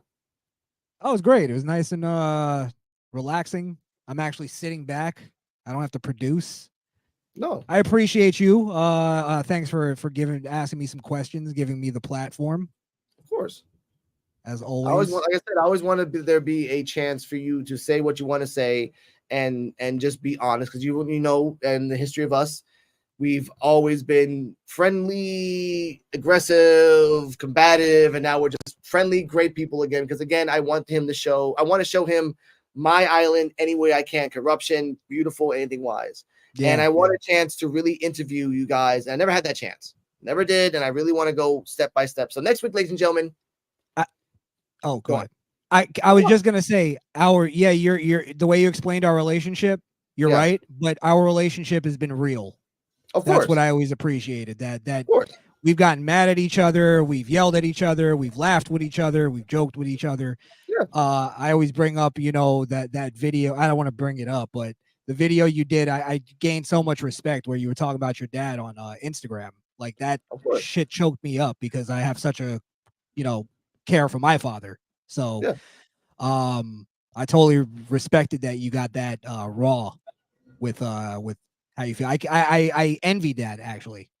No, I appreciate that because I've always believed that, like my father taught me and my other father taught me, like just emotions should be normalized. You should be able to talk about how you feel at the moment, because if you want help, and again, I said that because I really wanted to express myself out there and show the world that I'm just a normal person. I'm not no like flashy motherfucker. No, I'm just a guy that lost his dad and it was really hurting at the time. And I just wanted to express that it's normal to talk about it. It's normal to express it and normal to just be in the moment. And thank you for understanding that. And you don't have to envy. Like I'm just a normal dude living on the east side of the island. But I want to say, well, no, I envied that you were able to get, because I'm not a very personal person on my channel. I talk news, I make jokes, I do all that stuff. So the fact that I realized that it's because I have a barrier there that I want to break. And the fact that you just did that, it was like that meant a lot to me. So I just want to let you know that, bro. No, of course. Now, before you plug your socials, obviously, next week, Coquito Underground presents Xristo Kill. We'll talk about his Twitch channel, his life, his love of dogs, because he sent me a lot of pictures with dogs. That's great. And what is his futures? Is he going to be always the number 2 of the Misfit Nation, or the number 3, depending on how one's temperament is? And or will he stretch out and be something more? Because I think, honestly, I'm saying this now, I think Xristo Kill, given the right push, he could be more than what he is now. He just absolutely. Yeah, of course. He's just chilling, playing Twitch, but he has great debates, great inquisitive thoughts, and I really, really hope to be there on day one when he pushes himself out there and really tries other than playing video games. You are a grown-ass man, sir. Talk about something else. Okay. You know what's funny? I've behind the scenes, I'm constantly pushing him to do that, because I tell him, I'm like, bro, you your personality is great. You can do this on your own and still do the Misfit Nation. I don't want to lose you, but Skrill is a very talented guy. He's very smart. The thing about our show is the behind the scenes genius, I think, of it is that on the surface it looks like we're just joking around and laughing and talking and stuff, but that's done by design. It took a long time for us to sort of mold that together, where now we can just kind of go on even unprepared and have a smart conversation, but still be funny and stupid, and not have to be like the news based on the straight. Let's get this. No, you don't have to. Let's have fun with the world, even though we're living probably in the Armageddon, the beginning of the Armageddon. Let's at least laugh. Let's have a laugh. You know what I mean? And point why I'm telling you that, and just to prepare people for next week, because Xristo Kill is my my co-host. One, the Misfit Nation, it probably would have went on, just wouldn't have been what it is now without Xrill. Oh, of course. And I probably wouldn't have had the motivation, because it's just something about having somebody with you. Doing it that pushes me. But also Xrill is Xrill is basically he's gotten so much better since the beginning, and it's always been like anytime I asked him, hey, I need you to research a little bit more, I need you to do this, need to throw in jokes more. You know what I mean? Like he's always just been on point. So yeah. And yeah, even before Wonder came on, like we were always he helped save it because I had to fire everybody else before. Yeah, those two were funny at the moment, but they weren't going anywhere. And I'm just like, and again, Wanda is his own entity, and I'm fine with. Again, I'm waiting for the vlogs. I'm waiting for the be like actually have gameplays. But again, he's doing his own thing. We'll do that when he has a chance. We'll do episode 3. But ladies and gentlemen, and Mr. Crishaun the Don, please tell everybody your socials, which are down below in the description. But please verbalize it so everyone can hear it. Basically, you just follow me on X, formerly known as Twitter, at Crishaun the Don. Yes. You could see it written right here. Boom. Spelled just like that, no spaces. Of course. Because it's X. And Misfit Nation at Misfit Nation, excuse me.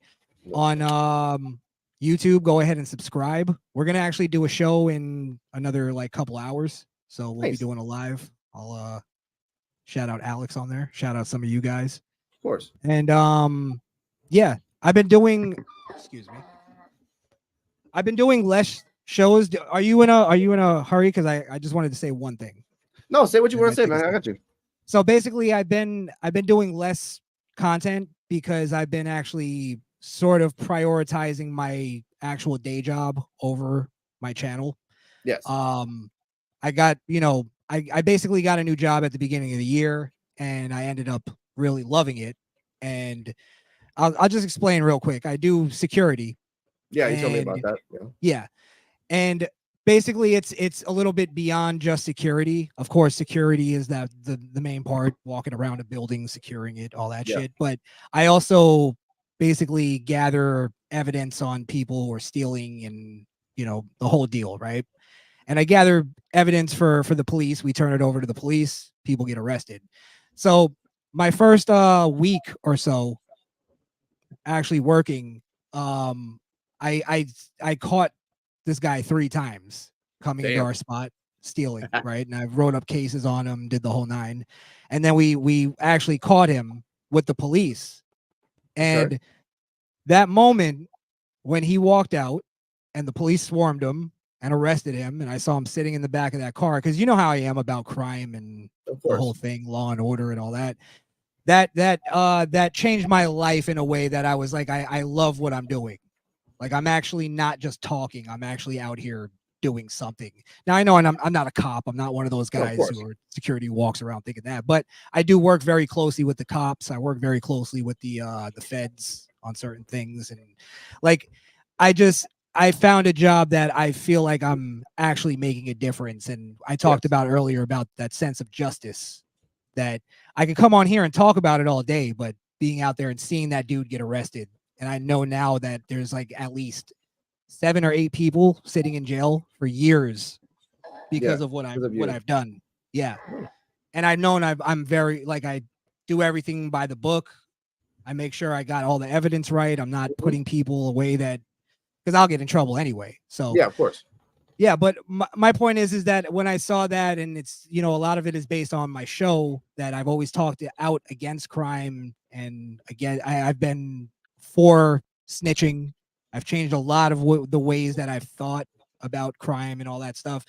And long story short, I've prioritized doing that over doing more YouTube stuff. So of course, I'm doing once a week though on my channel. We're doing at least once a week. I try to do as much as I can, but that's just a little update for your fan base. I know I've been on a couple times. Joe BNCO, shout out to you. I see you there. Thank you, Joe, for passing by here. We had a good show yesterday talking about AEW, but no, you're right about that. Like, and that's something that you have to prioritize. And even helping 1, 2, 3 people and putting 7 to 8 people in jail makes a difference. It doesn't matter to some, but it matters in the world around you. It does change the world around you. I've noticed that. Yes. A pebble in a pond will ripple and it will make effects, and the effects will last a lifetime. And that's what matters. I thank you for that, sir. I thank you for at least getting some fucking asshole thieves. I hate thieves. Getting some asshole thieves off the jail. I hate that shit. Thieves and people that piss and poop in public. I hate that shit. They do that shit all the time over here, man. It's fucking ridiculous. And like I told you before, I lived my life throughout my 20s, and even before that, just being a studio rat. You know what I mean? Working in the industry and all that stuff. And now, like, I'm happy where I am. Of course, I'm not content. I want to be at a better place, but of course. I feel like now, like, I'm actually part of a community. You know what I mean? Yes. Like, I know people by name. I know people who come in and we have conversation, and I talk to the cops and I work with them, and I go to events that are community based. You get what I'm saying? So it's Of like course. family is so important to me now. Like Thanksgiving about to come up. Like I'm so excited about it. When I used to be like, I gotta go and do this. Yeah. It's like I get to be with my family. That's like a great, happy thing. No, it's true, and I appreciate that. And I love my family too. Like, this is gonna be a weird Thanksgiving for me because, like I said, my dad died last year, so this is gonna be the first Thanksgiving without my dad, and it's very, very weird. But we're talking about this. We're expecting the worst, but hoping for the best. Hopefully, emotionally, because it might just be like buckets of waterfalls under our tables, ladies and gentlemen, just trying to eat turkey. All right, and look, my mom's turkey Alex, ain't dry, so. Alex, let me tell you this, bro. If that's what it is, let it be that. No, I know. Like, be what it is. You know what I mean? Like, go with it. It's like Bruce Lee said, be like water, bro. Be like and water. It's the fact is I realize, like, too, that you can't. I don't want to say it like it's belittling, but don't ruin the time that you have with the people that are here with sadness. You know what I mean? Of course. I appreciate every single moment I have with, like, my grandparents, because they're going into their 90s. You know what I mean? And I'm just like, I go to them and visit with them like I'm going to a priest. Like, I feel like it just cleanses my soul. It does. You know? So it does. It's just, bro, just appreciate what it is. Whatever it is. If you guys are crying, start talking about them. Get it out there. It is. I want to thank you for that, for understanding and accepting and saying those beautiful words. Ladies and gentlemen, thank you for Coquito Underground. Like I said, next week's Skrill Kill, Misfit Nation, all the links are down in the description below.